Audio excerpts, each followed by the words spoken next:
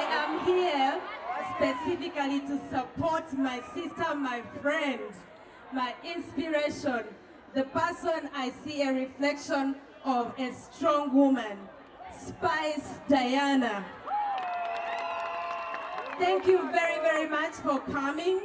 All of you for coming out for her. Nsanyuse nnyo balabako era mulaba ono gwe muyita ka Spice kamwe eyagambye nti yasinga amagulu amalungi mu ggwanga lino. Ayinza okuba nga kakazi katono naye omutima gwe munene nnyo. Spice njagala kwebaza kubeererawo abakyala b'eggwanga lino, okubeererawo abaana abateesobola, okukyalira bannamwandu, okulabirira abalwadde. Spice adduukirira buli ali mu bwetaavu. Ekisinza okundeeta wano leero kukwebaza era nga mbadde ndeese ekirabo, simanyi eddi mutwaliwa, sebo ogenda kugobwa bw'otayanguwa. Eddi mutwe? Spice kino ekirabo kya kukwebaza. Mukwano webale. Webale kubeererawo abaana abalwadde, webale kubeererawo bannamwandu, webale kuwaayo buli katono k'osobola okuwaayo n'okudduukirira abo bonna abali mu bwetaavu. Spice kino ekimuli kikyo. Era ku lwange ne ku lwa Caring Hearts Uganda tumanyi amaanyi omuntu g'ateekamu okukola ebirungi mu community. Mbadde nzize ne director wa foomu, sikola nzekka, ng'alina bye yeetisse. Omwami Jime oba oliko wa? Tumanyi ossaamu ssente, ossaamu amaanyi, ossaamu obudde. Era tubadde tulina akatono ke tuleese nga mukulu Jime yakalina.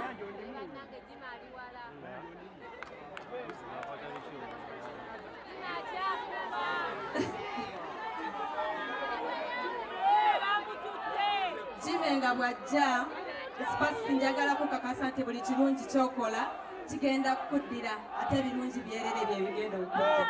Omwami ono alina Ebassa gy'alina era mbadde nsaba agikukukwase ku lwaffe nga Caring Hearts Uganda. Ogende odduukirire all the autistic children who you're working with. Thank you very much, and thank you all for coming out tonight. I bring love from Kamocha and from His Excellency. He loves you all.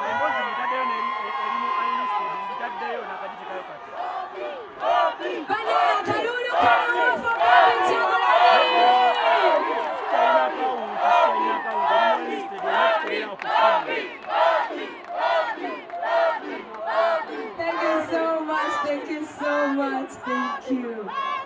Ladies and gentlemen, let me get your attention, please.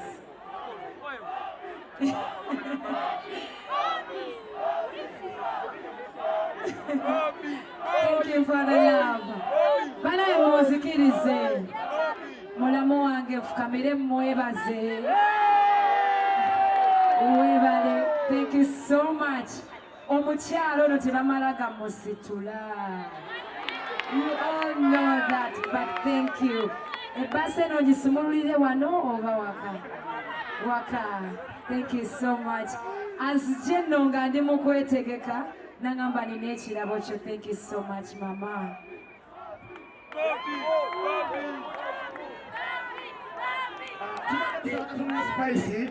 Spicy ne mami abawagizi batwagala ekifaananyi kino mutunuleko eno waliwo abakamera abaagala ebifaananyi ebirungi mutunule eno sayidi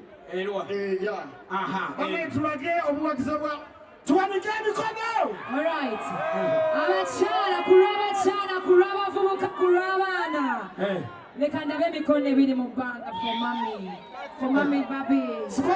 Tuwanike emikono kulw'obumu ffonna. Spotlight already funny mukuzikendeze. Tekayo emikono gy'omu bbanga.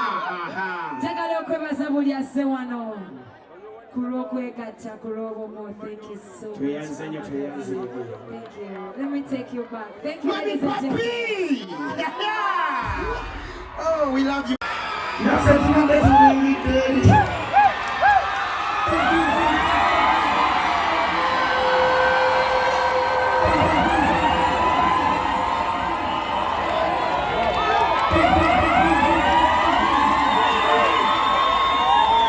DJ Mercy.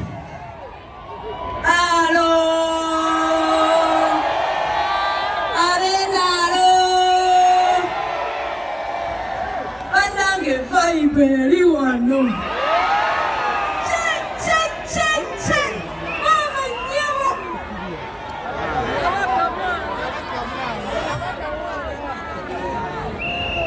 I want to hear a die from all the ladies who are here tonight.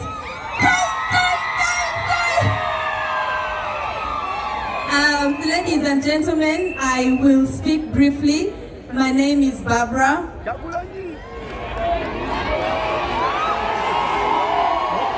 I am here specifically to support my sister, my friend, my inspiration, the person I see a reflection of a strong woman, Spice Diana.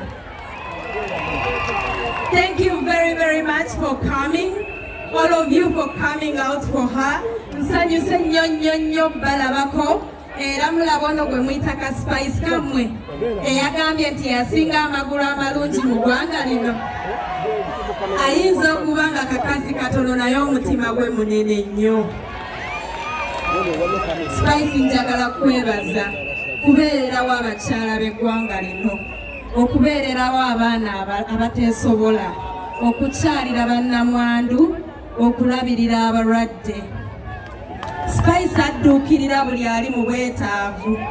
Ekisinza okundeeta wano leero kukwebaza era nga mbadde ndeesa ekirabo, simanyi eddi mutwaliwa, sebo ogenda kugobwa bw'otayanguwa. Eddi mutwe?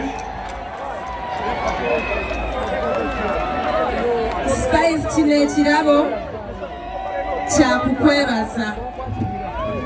Mukwano webale kubeererawo abaana abalwadde, webale kubeererawo bannamwandu, webale kuwaayo buli katono kosobola okuwaayo n'okudduukirira abo bonna abali mu bwetaavu. Spice kino ekimuli kikyo era ku lwange ne ku lwa Caring Hearts Uganda tumanyi amaanyi omuntu g'ateekamu okukola ebirungi mu community. Mbadde nzize ne director waffe omu, sikola nzekka, ng'alina bye yeetisse. Omwami Jime oba oli kuwa.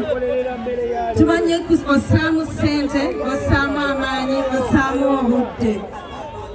Era tubadde tulina akatono ke tuleese nga mukulu Jime yakalina.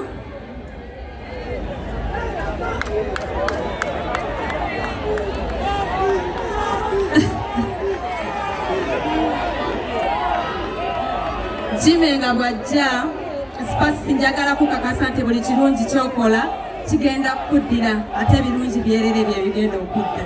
Omwami ono alina Ebassa gy'alina era mbadde nsaba agikukukwase ku lwaffe nga Caring Hearts Uganda.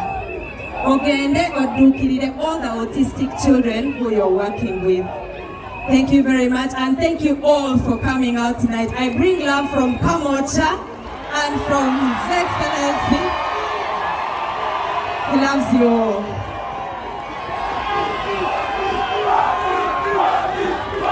Banaya Kalulu Kaliwa for Barbie Kyagulanyi.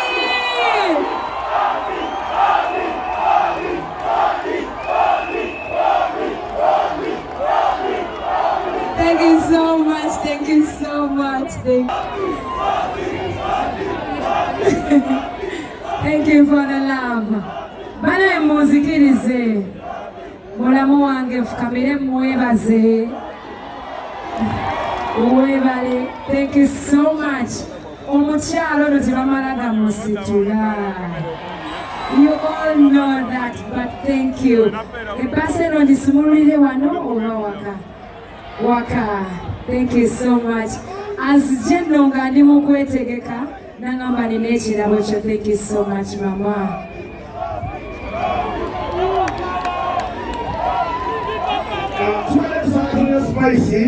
Spicy ne mami abawagisa twagala ekifaananyi kino mutunuleko eno waliwo abakamera abaagala ebifaananyi ebirungi mutunule eno sayidi tulage omuwagizi Tuwanike emikono. Alright. Abakyala kulwa abavubuka kulwa abaana. Leka ndabe emikono ebiri mu bbanga for mami. For mami babi. Kulwa bwemu ffenna. Tekayo emikono gy'omu bbanga. Njagala okwebaza buli asse wano. Thank you so much. Thank you. Let me take you back. Thank you, Barbie. Oh, we love you, Mama. Thank you so much, Barbie. Hey, yeah.